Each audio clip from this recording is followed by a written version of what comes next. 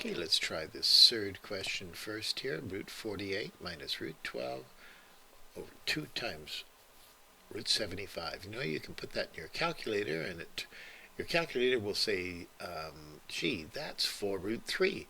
But you have to be able to show why it's 4 root 3, and this is what you do.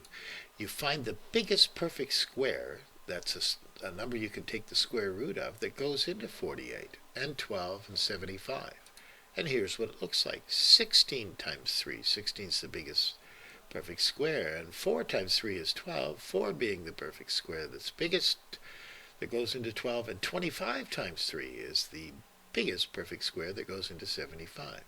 Maybe it's the only one. I don't know. But there you go. Now you can write down what your calculator would say. The square root of 16 is 4, the square root of 4 is 2, the square root of 25 is 5, and that's what it would look like.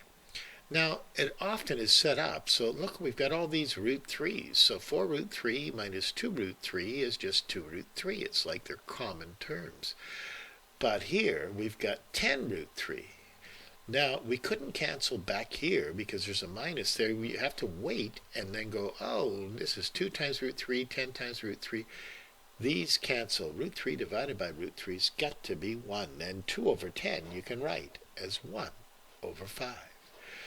Now here, what's the thing here? If you've got a minus and a minus, you can't start doing things with the exponents and canceling and stuff. You've got to factor. You have to look for something. What's the same in everything? Well, it's this 2 to the m. So the deal is the common factor is 2 to the mth power. So put it in front of a bracket, and inside the bracket you've got to think, what would I multiply by to get back to this original stuff? Well, so let's see how this works. And when you're finished with it, the 2 to the m stuff will all cancel. But let's take a look at it. 2 to the m, what am I going to put there? 3 to get 3 times 2 to the m.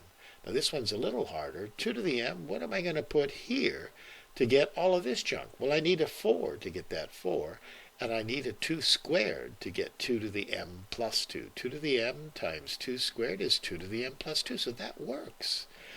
On the bottom, it's a little easier, I think, because you've got 2 to the m comes out. 2 to the m times 1 gives you 2 to the m.